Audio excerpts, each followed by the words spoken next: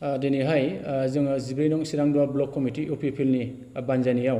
जों मोनसे खौरांगिरि मेल लादों। बे खौरांगिरि मेल लानायनि गुबै खारनानो जागोन जे जोङो थांनाय 2020 मायथाइनिफ्राय नै दानि 2022 मायथाइसिम जोङो 14 नं चिरांदुवा ब्लक कमिटि UPPLआ जोङो गोबां माखासे हाबाफारिफोर जों मावबोगासिनो दङ आरो बे हाबाफारिनि गेजेराव जोंहा जोंनि सरकारनिफ्राय जों गोबां माखासे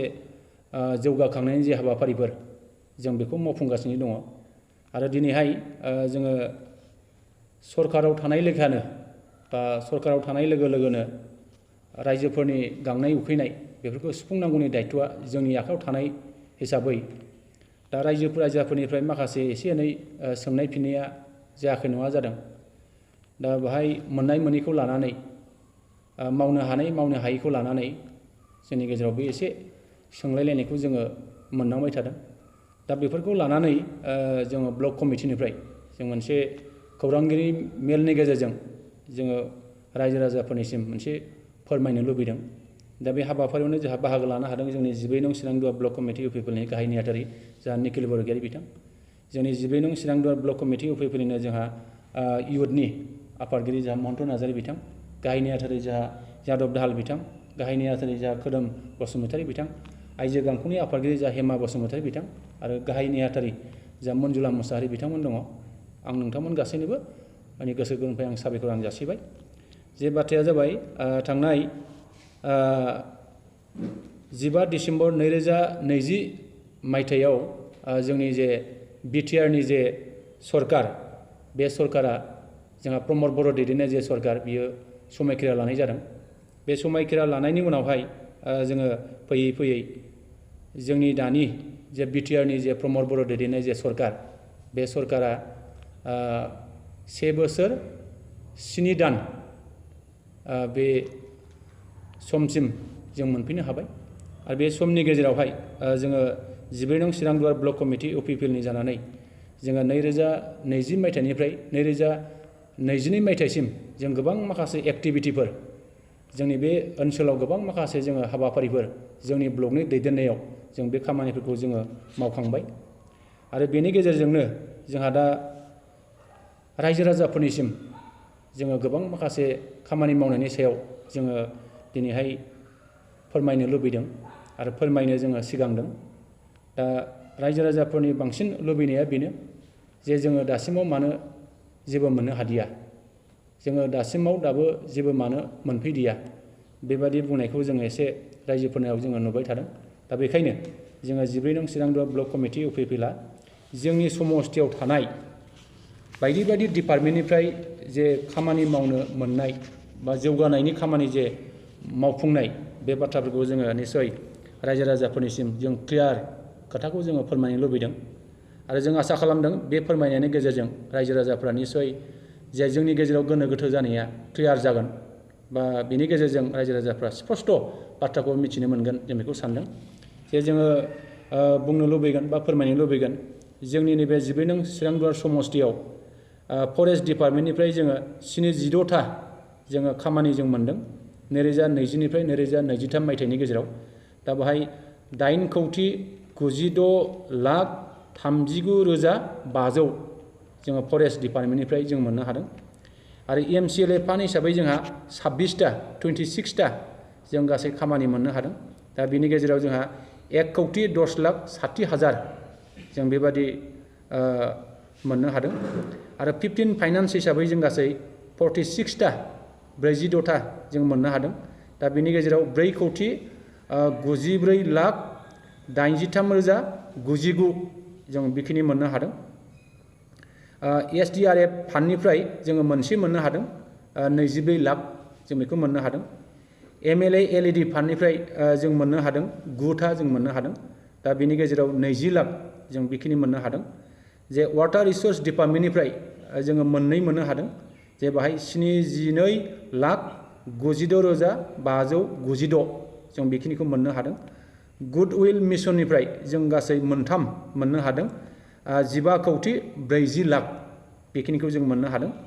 आरो WPT and BC डिपार्टमेन्टनिफ्राय जोङो 3 जों मोननो हादों। बाहाय 1,38,45,000 बेखिनिखौ जों मोननो हादों जे बाहाय एजुकेशन डिपार्टमेन्टनिफ्राय जों बाहाय मोनदाइन जों मोननो हादों बाहाय 1,81,00,000 जों बेखिनिखौ मोननो हादों आरो जोंहा सयल कनजारभेशन डिपार्टमेन्टनिफ्राय जों बाहाय मोनथाम मोननो हादों बे जाबाय 54,60,000 बेखिनिखौ जों मोननो हादों आरो हेल्थ डिपार्टमेन्टनिफ्राय जों गासै मोनसे मोननो हादों 15 लाखनि जों मोनसे मोननो हादों JJM जोङो बे बिफाननिफ्राय 10था जों मोननो हादों दा बेनि गेजेराव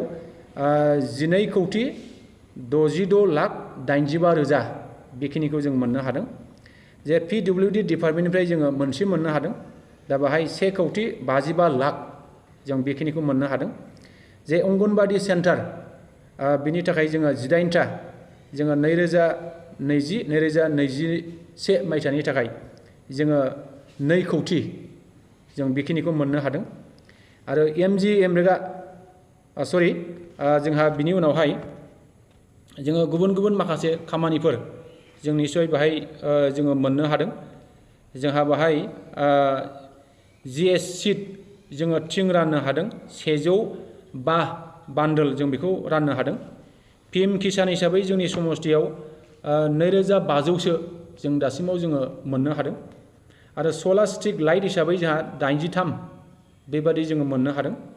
चिफ मिनिस्टार रिलिफ फान्डनिफ्राय जों मोननो हादों 197 जों बेखौ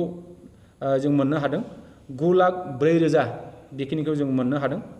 सुरित फान्डनिफ्राय जों मोननो हादों 177 बिनि गेजेराव जोङो 10,38,000 जों बेखिनिखौ मोननो हादों गियान सोरां बिथांखिनिफ्राय जों मोननो हादों 204 सानो जों होनाय जादों 10,20,000 बेखिनिखौ जोङो मोननाय जादों अनसाय बिथांखिनिफ्राय जोङो 131 सा मानसिनो जों होनो हादों दा बेनि गेजेराव 6,55,000 बेखिनिखौ जोङो मोननो हादों आरो बिनिनो PMAOIG दा लुबाय थानाय जे न' बे न'आ जोंनाव जोंनि समष्टि हिसाबै जोंनि बियाब हिसाबै 1,905 बेखिनिथा सुबुंनो जोङो न' होनो थांगासिनो दङ दा बाहाय 24,76,50,000 बेखिनि जोङो रां मोननो हादों आरो फिसारि डिपार्टमेन्टनिफ्राय जों बाहाय 12था जों मोननो हादों 66 लाख बेखिनिखौ जों मोननो हादों आरो बिनि गेजेरावनो 2020निफ्राय 2021 मायथाइसिम जोङो थातसाल हिसाबै 70था जों मानसिनो राननानै होनो हादों ब्लेंकेट हिसाबै जोङो 580था सुबुंनो जों राननानै होनो हादों जे जोङो ट्रेड हिसाबै खुन्दुं हिसाबै जोङो 600 सा मानसिनो जोङो राननानै होनो हादों आरो जोंहा स्पर्ट्स मेटेरियेल हिसाबै जों मोननो हादों भलिबलखौ 40था आरो क्रिकेट सेटखौ जोङो 25था जों मोननो हादों आरो जोङो दा मोननो हाबावदों रिनोभेशन अफ नेशनेल हाइवे 127C जोङो बाहाय मोनसे स्किम मोननो हादों 10 कौटिनि जों बेखौ मोननो हादों आरो मडेल रेसिडेन्सियेल ट्रेनिं सेन्टार जोङो मोनसे मोननो हादों बे 2021-2022नि थाखाय 27 crore बिनि थाखाय जोङो मोनसे स्किम मोननो हादों आरो आपग्रेडेशन अफ साम्पु रिभार जोङो बाहाय मोनसे मोननो हादों 2021-22 मायथाइनिफ्राय 2 लाख रांनि आरो बिनि अनगायैबो जोंहा 2022 आरो 2023 बे खामानिया दा जाफुगासिनो दङ दा बेखौबो जोङो रायजोफोरनिसिम जोङो मिथिहोनो लुबैदों दा बेनि गेजेराव दङ जोंहा MGNREGA हिसाबै जोङो गासैहाय 18था जों मोननो हादों दा बाहाय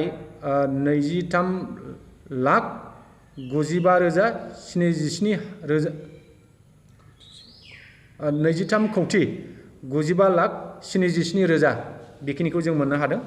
आरो सानाना हिसाबै 671था जों मोननो हादों बाहाय दङ जोंहा 4,10,92,660 बेखिनिखौ जों मोननो हादों आरो जोंहा दा बाहायनो दंबावो मडेल अंगनबादि सेन्टार हिसाबै जोङो मोननो हादों मोननै जोंहा बाहाय 50 लाख रांनि जों मोननो हादों आरो जोङो फिसारि डिपार्टमेन्टनिफ्राय जोङो 12था जोङो मोननो हादों 66 लाखनि थाखाय जों मोननो हादों आरो बेबायदिनो जोंहा दा गुबुन गुबुन माखासे जोङो रायजो राजाफोरनो बायदि बायदि मुवा बेसाद राननाय बे सोलिगासिनो दङ आरो जों होबोबाय थादों आरो इयुनावबो निसय जों होलांबाय थानो जोङो नाजागोन बेखिनिखौ जों मिजिं खालामदों आरो जोंहा दा नैबे खामानिया जेरैबायदि मावजागासिनो दङ बेयो जेरैबायदि जाफुंसार जानो थांगासिनो दङ बेखौ जोङो निसय गोग्गानानै बुंनो हायो आरो जोङो उननि समावबो जथेस्थ' जों खामानि मावनो जों नाजालांगोन रायजोफोरनो होलांनो जोङो निसय जानजि खाफ्रागोन बेखिनिखौ जों मिजिं खालामदों आरो जोंनि नैबे 12 नं चिरांदुवार ब्लक कमिटिनि सिङाव माखासे खामानिफ्रा दा सोलिगासिनो दङ बे खामानिफोरखौ जों एसे रायजो राजाफोरनिसिम जोङो खिन्थानो लुबैदों जोंहा दा मडेल रेसिडेन्सियेल स्कुल बे रुनिखाथायाव दा लुजागासिनो दङ बे सोलिगासिनो दङ बे 1 बोसोर 2 बोसोरनि गेजेरावनो बे स्कुला निसय बेखेवजानायनि लामायाव फैगासिनो दङ बे मोनसे आरो जोंहा देवस्रियाव बुनियादी सास्थ्य केन्द्र बे लुफुंजानो थांगासिनो दङ बेखौ जोङो नैबे बोसोरावनो बिनि अन्थाइ खाम्फानि गायसननाय जे हाबाफारि बे जागोन बे मोनसे आरो जोंहा सान्तिपुर नाकेदारियाव एडिसनेल नवोदया बिद्यालया बिनि लुनाय खामानियाबो निसय जानो थांगासिनो दङ नैबे बोसोरनि जोबनायथिंहाय बेखौ अन्थाइ खाम्फा गायसननायनि जे हाबाफारि बेखौ खालामनो थांगासिनो दङ बे मोनसे आरो जोंहा सान्तिपुराव कस्तुरबा गान्धी बालिका बिद्यालया बिनि स्कुलखौ जोङो दा बावैनो खालामनो नाजादों आरो अल बाउन्डारिनि खामानिया दा सोलिफुगासिनो दङ मावगासिनो दङ बेखौ जों बुंनो हायो आरो जोंहा दा रुनिखाथा 30 बेडेड हस्पिटाल बिनि लुनायनि खामानिया जोब्बाय दा सरकारनि माखासे जे सिस्टेमफोर जे प्रसिडियरफोर बाहाय नोङो माखासे डक्टर नार्स थिसननायनि जे हाबाफारि बेखौ अफिसियेलि रान खालामनायखौ जोङो मोननो हादों बे मोनसे आरो जों दिनैहाय खुंग्रियाव मोनसे 1 कौटिनि अडिट'रियाम हल लुनो थांगासिनो दङ बेखौ जोङो निसय नैबे बोसोरनि जोबनायथिङाव जोङो बेखौ अन्थाइ खाम्फा गायसननायनि जे हाबाफारि बेयो सोलिगोन बे मोनसे आरो जों दिनैहाय नुदों जोङो रुनिखाथा बाजाराव SBI जे बेंक बे बेंकखौ दाख्लैहाय जोङो 4 मार्च खालि बेखौ जोङो बेखेवनाय जाबाय बेयो जोंनि थाखाय खोब देरगाथावना बाथ्रा बेखौ जोङो मिजिं खालामनो हायो आरो जों दिनैहाय नुदों जोंनि नैबे 12 नं चिरांदुवार समस्तियाव गोबां औवानि दालां बेबादि गाज्रि जानाय माखासे दालांफोर दंफांनि दालां बेखौ मावनो थाखाय दिनै नैबे जिखिनि हाबाफारिफोर बे सोलिगासिनो दङ थाबैनो बिनि एक्सन प्लान ओंखारसिगोन आरो एक्सन प्लान ओंखारनाय लोगो लोगोनो जोंनि बे खामानिखौ जोङो मावफुंनो जोङो निसय नाजागोन बेखौ जोङो बुंनो हायो आरो जों दिनैहाय नुदों जोंनि नैबे समाजनि सिङावहाय जोंहा 3सो बन्दन बिकास केन्द्र बे दा खामानिया सोलिगासिनो दङ जा बे बिरेंसिगुरियाव मोनसे रुनिखाथायाव मोनसे आरो लाइमुथियाव मोनसे बे बन्दन बिकास केन्द्र बिनि खामानिया निसय सोलिगासिनो दङ बेखौ जोङो बुंनो हायो आरो दिनैहाय जोङो नुदों जोंहा हाथिसाराव मोनसे IB गेस्ट हाउस लुनो थांगासिनो दङ बे 2 कौटिनि जागोन बेखौ जों बुंनो हायो आरो जोंहा थाइखाजुरियाव मोनसे मडेल स्टेडियाम बेखौ लुफुंनो थांगासिनो दङ आरो बेखौ लुफुंनो हायोबा निसय जोङो बे ओनसोलनि गेलेनायनि बिथिङाव जों निसय माबा मोनसे मोजां फिथाइ जों मोननो हागोन बेखौ जोङो बुंनो हायो आरो दिनैहाय जोङो नैबे सामथाइबारिनिफ्राय हाथिसारसिम जे थांनाय लामा नेशनेल हाइवे 127C बिनि खामानिया बे थाबैनो जासिगोन जोङो मिथिनायाव थाबैनो बिनि जे खामानि बे खामानिया स्टार्ट जासिगोन बेखौ जों मिथिदों बे मोनसे आरो दिनैहाय जों नुदों जे जोंहा नैबे ओनसोला जा हाथिसार आरो देवस्रि आरो सान्तिपुर बे 3 प्राइमारि कमिटि एबा BCDCआ जोंहा बर्डार एरिया डेभेलपमेन्ट फान्डनि माखासे जा अनसुंथाइ जा मोननो हायो आरो बे अनसुंथाइनि खामानियाबो थाबैनो मावफुंजागोन जों बेखौ मिजिं खालामदों दा आसा खालामदों आरो बिनि अनगायैबो जथेस्थ' जोंहा बायदि बायदि माखासे जौगानायनि जे हाबाफारिफोर बे हाबाफारिफ्रा जागोन आरो बिनि गेजेरजोंनो जोङो नैबे जोंनि 12 नं चिरांदुवार समस्तिया दिनै नङा गाबोन निसय जोङो जथेस्थ' जौगानाय फारसे जोङो लांनो हागोन जों बेखौ मिजिं खालामनो हायो जोङो गोबां माखासे खामानिफोर जों दिनै जेरैबायदि मावनो नाजादों बा मावगासिनो दङ दा बिनि गेजेराव जोंहा दा जोङो हाथिसाराव जे जोङो मोनसे समाव बरिंनि दै जों मोनलोङाखैमोन 17था बोसोराव बिपिएफनि खुंथायाव जोङो 4ल' बरिं मोनदोंमोन खिन्थु जोंनि नैबे UPPनि सरकाराव प्रमद बर' दैदेननाय सरकाराव जोङो दा गासै 15था बेबादि जोङो बरिं खालामनानै होनाय जाबाय आरो बिनि अनगायैबो जोंहा दा गुबुन गुबुन जायगायाव बेबादि बरिं खालामबावनायनि दै मोनलोंहोनायनि जे राहा बेखौ जोङो खालामनो नाजागासिनो दङ बे मोनसे आरो मोनसेया जाबाय जोंहा दा सेल्फ हेल्प ग्रुपनो जेरैबायदि जों मोनसे समाव खोथा होबोदोंमोन जे 30,000 75,000 रां होनायनि बाथ्रा बेखिनिखौ जोङो जेब्ला बुंबोदोंमोन नाथाय जोङो दा आथिखालाव जे बिटिआर सरकार आसाम सरकार आरो भारत सरकारनि जे नोजोराव दा मोनसे क्लास्टाराव जे 20 लाख होनायनि जे बाथ्रा बेखौ जोङो मिथिबाय थादों आरो बे होनायनि खामानिया निश्चय गुबुन गुबुन जायगायाव जाबाय होननानै जों मिथिदों थाबैनो जोंनि नैबे समरसिनि सिङावबो बे होनायनि थांखिया निश्चय फैसिगोन बेखौ जोङो बुंनो हायो आरो जों दिनैहाय नुदों जोंहा नैबे जोंनि समरसिनि सिङाव जोंहा दा माखासे क्लाबफ्रा रेजिस्टार जाबाय माखासे क्लाबफ्रा दासिमाव रेजिस्टार जायाखै दा बे रेजिस्टार जायै क्लाबफोरखौ रेजिस्टार खालामनायनि थाखाय जों दिनै थांखि लादों आरो बेबादिनो जों गोबां माखासे खामानि मावनायनि जे थांखिफोरखौ जोङो निश्चय लानानै दङ आरो बे थांखिनि गेजेरजोंनो जों निश्चय खामानिखौ मावलांबाय थानो जों नाजागोन दा जों बेखौल' खावलायनो लुबैदों जे जोङो दा जोंनि रायजो राजाफोरनि गेजेराव बा जोंनि दैदेनगिरिफोरनि गेजेराव जे जोंनि गेजेराव एसे जे बेले बेजे साननाय गोनो गोथो साननाय बे साननायफोरखौ जोङो निश्चय गैया खालामनांगोन जा प्रमद बर'नि दैदेननाय जे UPPL सरकार बे सरकारखौ निश्चय नोंथांमोना फोथायनाय लाखिनांगोन जों आसा खालामगोन जोङो नैबे 1.5 बोसोरावनो बा 1 बोसोर 7 दाननि गेजेरावनो जथेस्थ' जोङो नैबे रायजो राजाफोरनिसिम जे जोङो खामानि मावनानै होदों बा खामानि मावनानै होनो हादों जों बेखौ मिजिं खालामदों आरो फैबाय थानाय समाव निश्चय जोंनि सरकारा जेसेबां दिन थागोन बे समसिम निश्चय जोङो रायजो राजाफोरनिसिम जोङो माबा मोनसे हैनायनि बा माबा मोनसे मोनहोनायनि थाखाय जोङो निश्चय खामानि मावनो नाजागोन बेखिनिखौ जों मिजिं खालामो मानोना जोंनि सरकारा परिबर्तन सरकार जोंनि सरकारा रायजोनि सरकार दा जोङो रायजोनि खामानि मावनो फैदों जोङो निश्चय रायजोनिनो खामानि मावनो जोङो नाजागोन आरो दा बेखायनो आसा खालामबाय जाहाथे रायजो राजाफ्रा एसे गोसो हमथानानै जेन फोथायनाय लाखिनानै जेन जाहाथे